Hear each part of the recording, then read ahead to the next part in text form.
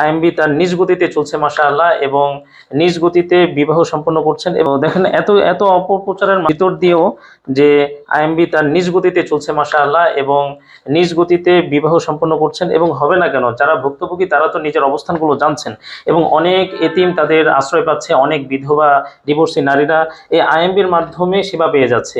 এত অপপ্রচারের ফলে কিন্তু তারা তাদের জীবনযাত্রাকে মানে জীবনযাত্রা থেকে বের হয়ে আসতে পারেনি, কারণ তাদের প্রয়োজন ছিল।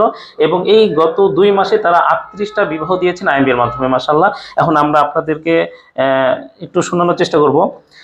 বিধবা নারী মুন্সিগঞ্জ থেকে নারীটার একটা ছেলে একটা মেয়ে ছিল, এবং তারপরে যে বিবাহ হয়েছিল ডিভোর্সি একজন নারী নোয়াখালী থেকে, একজন ছেলে একটা মেয়ে।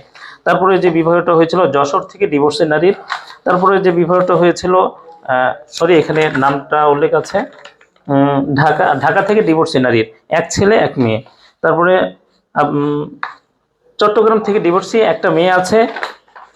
তারপরে খুলনা থেকে বিবাহ হয়েছিল ডিভোর্সি নারী। নড়াইল থেকে ডিভোর্সি নারী, 2 সন্তানের মা। জামালপুর থেকে ডিভোর্সি, কোনো সন্তান নেই। চট্টগ্রাম থেকে বিধবা, এক ছেলে এক মেয়ে।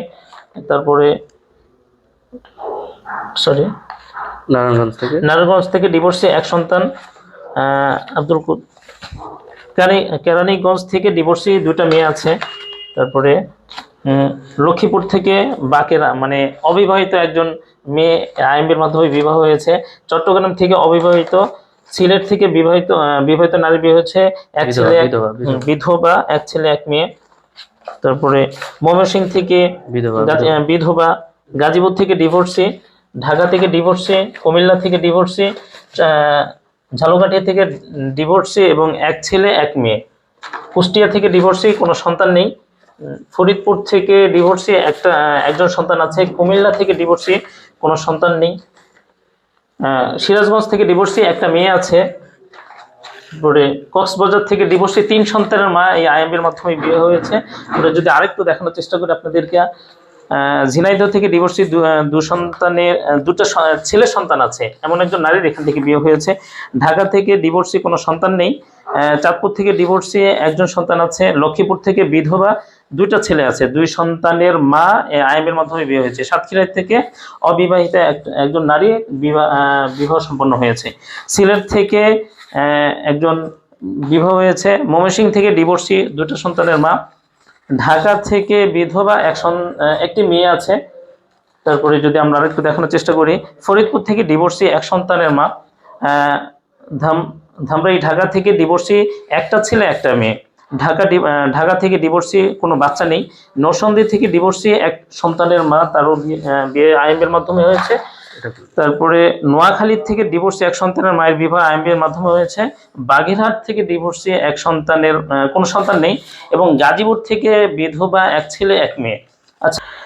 আচ্ছা প্রিয় দর্শক, এত সময় আপনাদেরকে দেখানোর চেষ্টা করলাম যে গত 2 মাসে আইএমবি থেকে যে বিবাহগুলো সম্পন্ন হয়েছে সেই বিবাহের একটা ডকুমেন্টস আপনাদের দেখানোর চেষ্টা করছি। এর মধ্যে থেকে যদি এখন আমরা একটা আপনাদের পড়ে শোনাই যে আসলে এখানে মানে এই ইনাদের কার্যক্রম সম্পর্কে কি কি অঙ্গীকার নিয়ে তারা বিবাহ দিয়ে থাকেন, পূর্ণ ডকুমেন্টস কিন্তু তারা এখানে নিয়ে থাকে।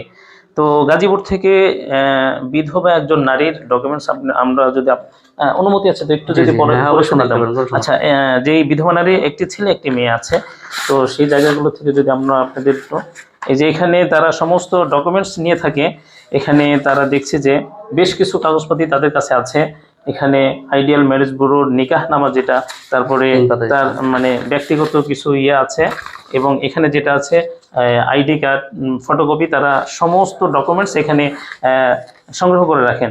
তো এই বিষয়গুলো এখন যদি আমরা দেখি একটু, আইডিয়াল ম্যারেজ ব্যুরো এখানে 3 পৃষ্ঠার যে একটা আছে, প্রথমে আছে নিকাহনামা, হলফনামা, দ্বিতীয় পৃষ্ঠায় আছে যে কনের অঙ্গীকার, তৃতীয় পৃষ্ঠায় আছে বরের অঙ্গীকার। তো এখান থেকে যদি আমরা অল্প কিছু অঙ্গীকার তাদের পড়ে শোনাই, অনুমতি আছে? অবশ্যই।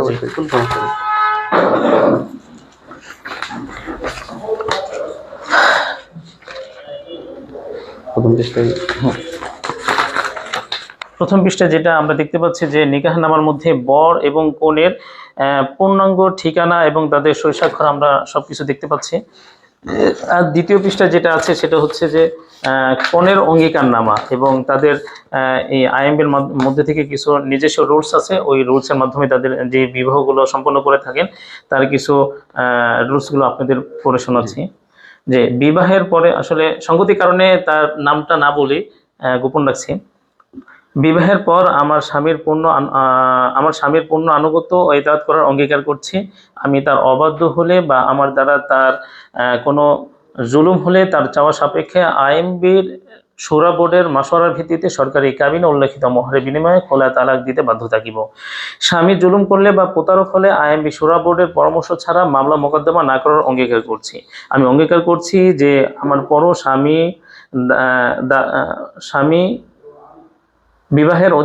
স্বামীদের বিবাহের অধিকার থাকবে, কোনোভাবেই স্বামীর বিবাহে প্রতিবন্ধকতা সৃষ্টি করব না। আইএমবি শুধুমাত্র যোগাযোগ মাধ্যম, পূর্ণ যাচাই বাছাই ও তাহকিকের পরেই আমি নিজ আগ্রহে উক্ত বিবাহে সম্মতি দিচ্ছি। পরবর্তীতে আমাদের মধ্যকার কোনো ধরনের কলহ বিবাদ হলে বা পুরুষ প্রতারক হলে আইএমবি দায়বদ্ধ থাকবে না। আমার অপরাধে বিবাহ বিচ্ছেদ হলে সরকারি কাবিনের বিনিময়ে ও অতিরিক্ত সর্বনিম্ন 20,000 টাকা খোলা তালাক হিসাবে দিতে বাধ্য থাকিব। এই যে এটা হচ্ছে কনের অঙ্গীকারনামা। আমরা আপনাদের একটু শোনানোর চেষ্টা করি যে বরের অঙ্গীকারনামা কি। সঙ্গতি কারণে আমরা বরের নাম এবং ঠিকানাটা বলছি না, তো তার অঙ্গীকার কি সেটা একটু পড়ে শোনাচ্ছি। বিবাহের পর আমার স্ত্রী মানে আমার স্ত্রী বা স্ত্রীদের মাঝে পূর্ণ ইনসাফ করার অঙ্গীকার করছি। তার উপর আমি জুলুম করলে তার চাওয়া সাপেক্ষে আইএমবির শুরা বোর্ডের মাশওয়ারার ভিত্তিতে তাকে তালাকের অধিকার দিতে বাধ্য থাকিব। কোনো বিষয়ে পরামর্শের জন্য আইএমবিতে যোগাযোগ করতে চাইলে যোগাযোগের পূর্ণ সুযোগ তার থাকবে। যদি কারো চাপে বা আমার অন্য কোনো অপরাধে তাকে তালাক দিলে আইএমবি শুরা বোর্ডের সাথে আলোচনার পর আমার অপরাধ প্রমাণিত হলে নগদ 2 লক্ষ টাকা মোহরে মুআল্লাক হিসেবে দিতে বাধ্য থাকিব। আমি অঙ্গীকার করছি যে তাকে স্ত্রী হিসাবে সামাজিক মর্যাদা দিব, গোপনে বা পরিচয়হীনভাবে রাখব না। আইএমবি শুধুমাত্র যোগাযোগ মাধ্যম, পূর্ণ যাচাই বাছাই ও তাহকিকের পরেই আমি নিজ আগ্রহে উক্ত বিবাহে সম্মতি দিচ্ছি।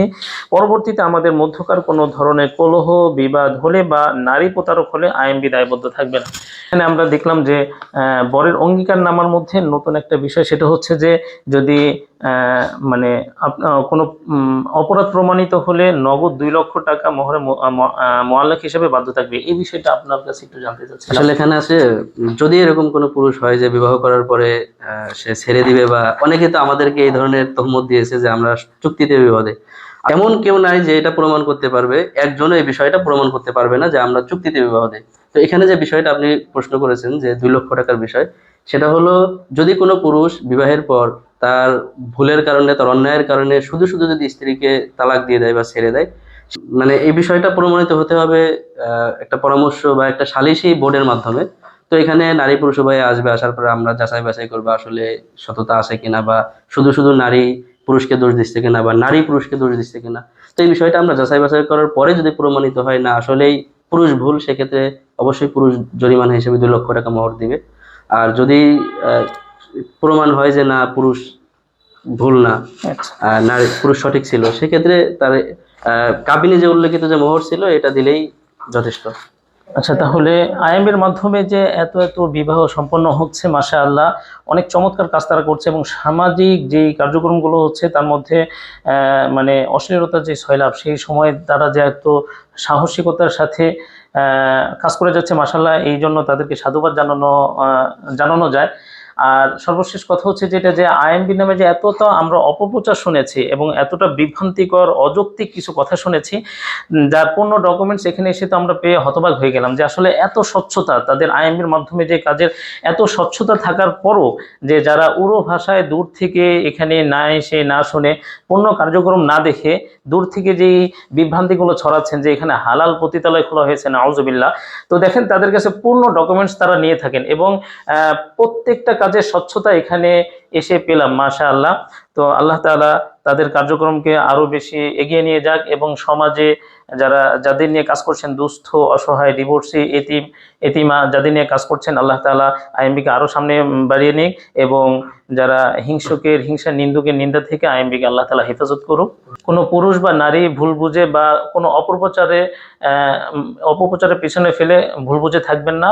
প্রয়োজন হলে আপনিও আসুন, যদি আপনি ভুক্তভোগী হয়ে থাকেন তাহলে প্রয়োজনে তাদের সমস্ত ডকুমেন্টস এবং সমস্ত লোকেশন গুগল ম্যাপসে যে দেওয়া আছে সেই লোকেশন অনুযায়ী তাদের কাছে আসুন, বসুন এবং নিজেকে নতুন করে আবার জীবনযাত্রা শুরু করার চেষ্টা করুন।